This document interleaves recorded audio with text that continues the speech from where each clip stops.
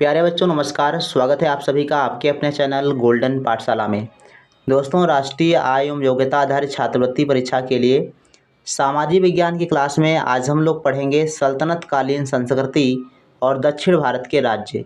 प्यारे बच्चों, जैसा कि आप सभी को पता है कि जैसे जैसे सल्तनत काल कमज़ोर होता गया, सल्तनत काल के जो राजवंश थे वो कमज़ोर होते गए, वैसे दक्षिण भारत में अनेक राज्यों का उदय हुआ, जिसमें से दो महत्वपूर्ण राजवंश आपको देखने को मिलते हैं, बहमनी साम्राज्य और विजयनगर साम्राज्य।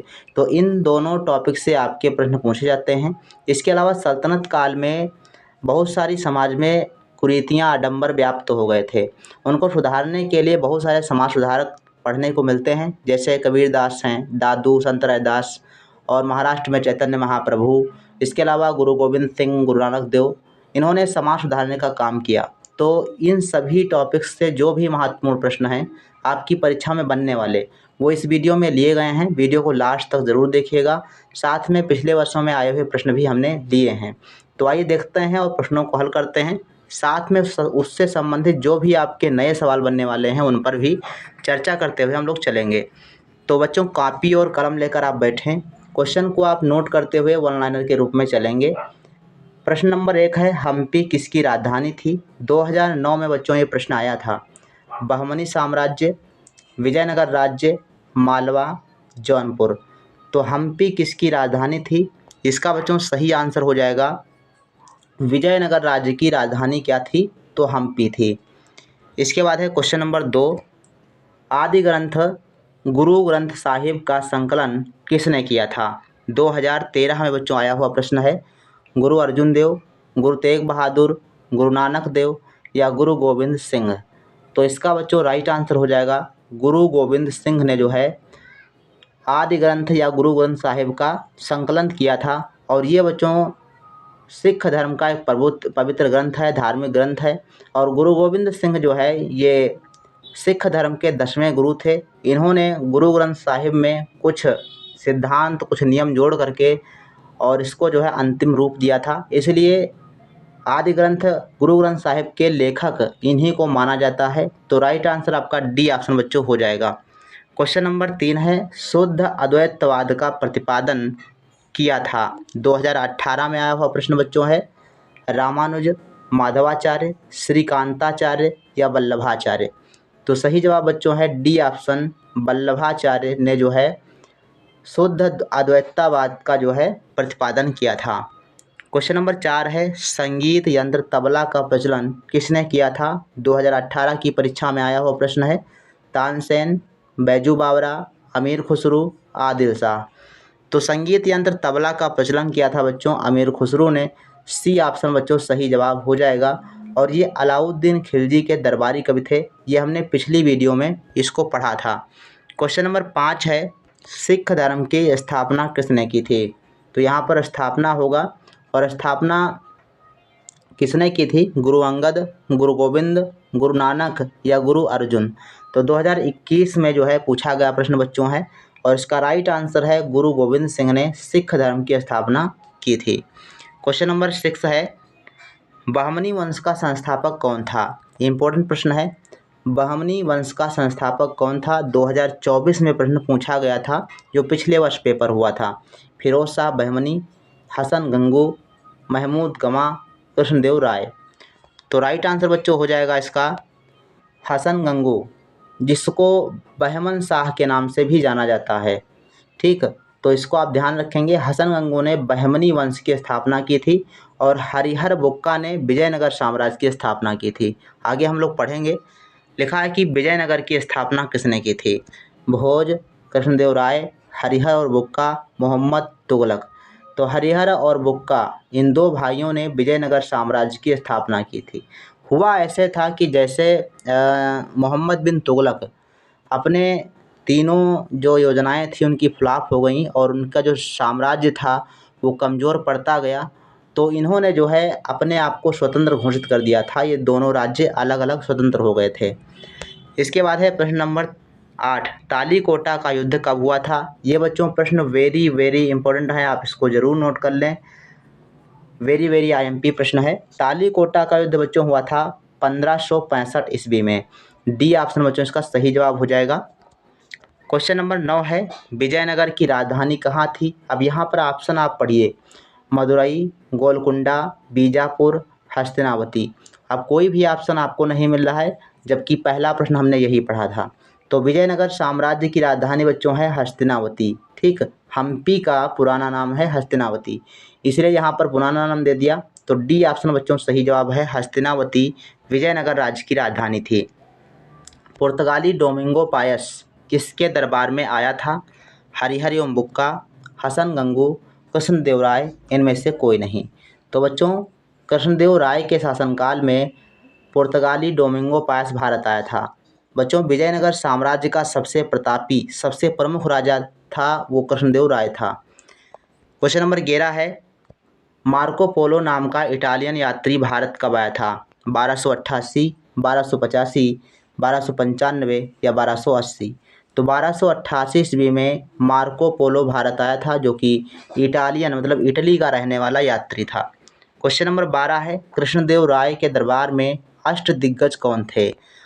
कृष्णदेव राय के दरबार में 8 जो है तेलुगु कवियों का समूह था, जिसे अष्ट दिग्गज कहा जाता था, और ये इसका सी ऑप्शन बच्चों सही जवाब है। ये बच्चों ऐसे प्रश्न है जिनको आपको लिखना पड़ेगा, लिख कर ही याद करेंगे तभी आपको याद रहेगा, अदरवाइज आप वीडियो देखेंगे भूल जाएगा। तो आप इनको नोट जरूर कर लीजिए। अष्ट दिग्गज क्या थे?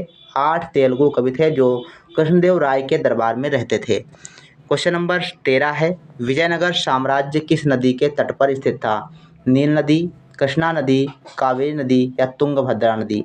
तो इसका बच्चों राइट आंसर है तुंगभद्रा नदी के निकट था, किनारे था। तो डी ऑप्शन बच्चों सही जवाब हो जाएगा। क्वेश्चन नंबर 14 है, पद्मावत की रचना किसने की थी? कबीर, दादू, अमीर खुसरो, जायसी? तो बच्चों 14 का राइट आंसर हो जाएगा, पद्मावत की रचना की थी जायसी ने। जायसी जिनको मलिक मोहम्मद जायसी के नाम से भी जाना जाता है, पूरा नाम इनका था मलिक मोहम्मद जायसी।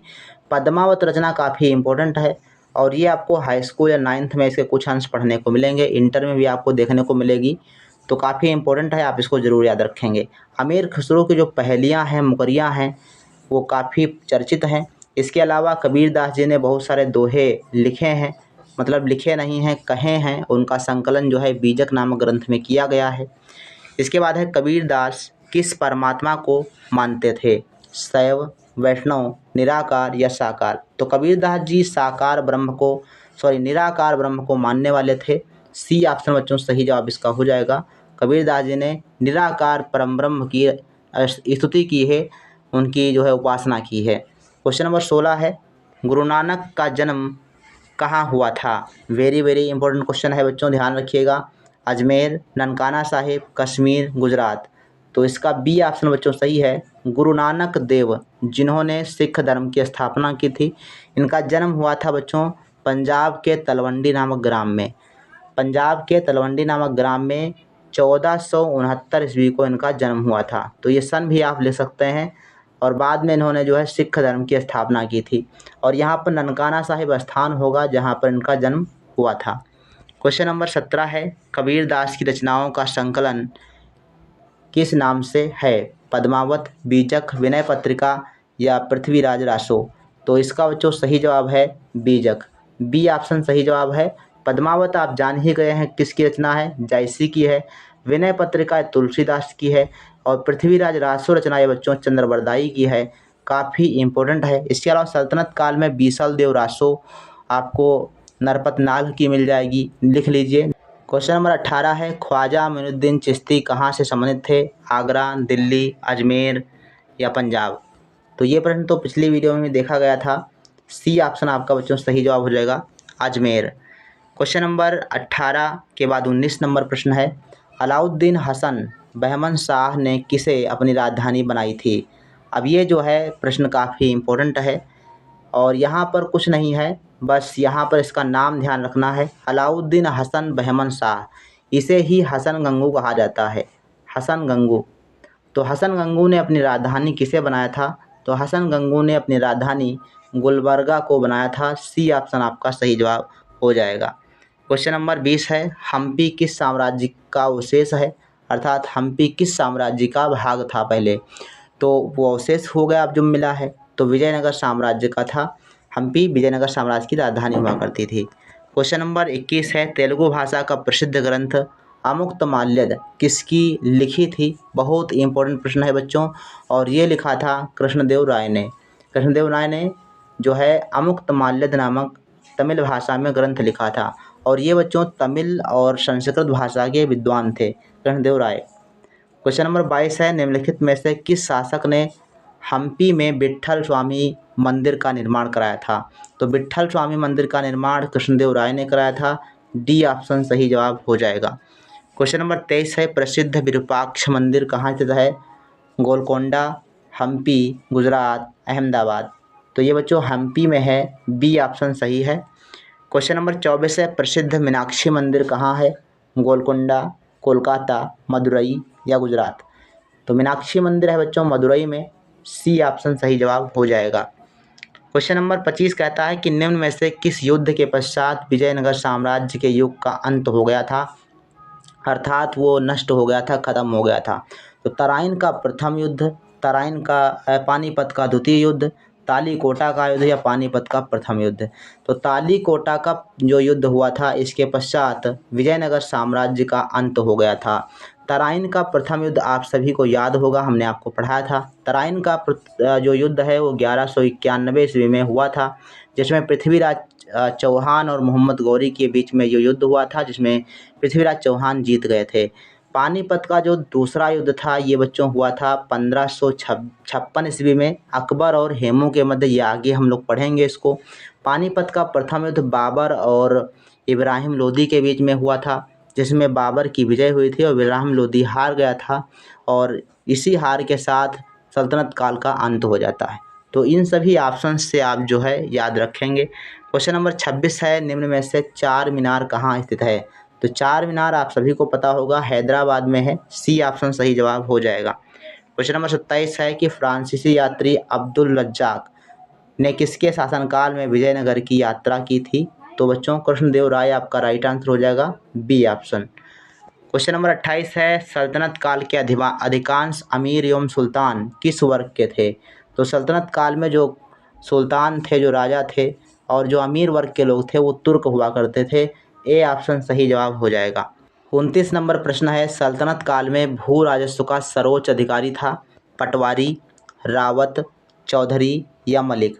तो बच्चों चौधरी हुआ करते थे, जो भू राजस्व वसूलने का काम करते थे वो सर्वोच्च अधिकारी हुआ करते थे। क्वेश्चन नंबर 30 है, बरीद किसे कहते हैं? तो बरीद बच्चों कहते हैं सूचना पहुंचाने वाले गुप्तचर को। तो डी ऑप्शन बच्चों सही जवाब हो जाएगा। इसके बाद है प्रश्न नंबर 31, हदीस है एक इस्लामिक कानून, बंदोबस्त कानून, सल्तनतकालीन कर या मनसबदार? तो हदीस बच्चों है इस्लामिक कानून। ए ऑप्शन आपका सही जवाब हो जाएगा। क्वेश्चन नंबर 32 है, अमीर खुसरो थे कवि, इतिहासकार, संगीतज्ञ, ये तीनों? तो बच्चों का जो अमीर खुसरो थे ये तीनों थे, अर्थात डी ऑप्शन आपका सही जवाब हो जाएगा। क्वेश्चन नंबर 33 कहता है कि निम्नलिखित में से किसने स्वयं को हिंदुस्तान का तोता कहा, अर्थात तूतिए हिंद कहा था? तो इसको तूतिए हिंद के नाम से जाना जाता है, वो है बच्चों अमीर खुसरो। सी ऑप्शन आपका बिल्कुल सही जवाब हो जाएगा। भारत में तूतिए हिंद के नाम से कौन प्रसिद्ध था? तो अमीर खुसरो। 34 नंबर प्रश्न है, किस वंश के सुल्तानों ने सबसे अधिक समय तक देश में शासन किया था? तो ये बच्चों था तुगलक वंश। पिछली वीडियो में भी इसका जो है प्रश्न आया हुआ था। क्वेश्चन नंबर 35 है, भारत में पोलो खेल का प्रचलन किया था यूनानियों ने, अंग्रेजों ने, तुर्कों ने या मुगलों ने? तो भारत में पोलो खेल का प्रचलन जो है तुर्कों ने किया था। सी ऑप्शन आपका बिल्कुल सही जवाब हो जाएगा। आप सभी के लिए एक होमवर्क में क्वेश्चन है, आप लोग ज़रूर इसका आंसर कीजिएगा। कौन सा सल्तनतकालीन शासक था जिसकी पोलो खेलते हुए मृत्यु हुई थी? ठीक, या चौगान खेलते हुए घोड़े से गिरने के कारण मृत्यु हुई थी। जो चौगान होता है वही आपका पोलो खेल होता है, और पोलो खेल की शुरुआत या चौगान खेल की शुरुआत तुर्कों ने की थी। कौन सा तुर्क शासक ऐसा था जिसकी चौगान खेलते हुए मृत्यु हुई थी? तो आप सभी के लिए ये प्रश्न होमवर्क में है, इंतज़ार रहेगा आपके कमेंट्स का। आज का वीडियो कैसा लगा आप सभी लोग कमेंट सेक्शन में ज़रूर लिखिएगा, साथ में अपने दोस्तों के साथ वीडियो को ज़रूर शेयर कर दीजिएगा। मिलते हैं नेक्स्ट वीडियो में, तब तक के लिए धन्यवाद। जय हिंद, वंदे मातरम।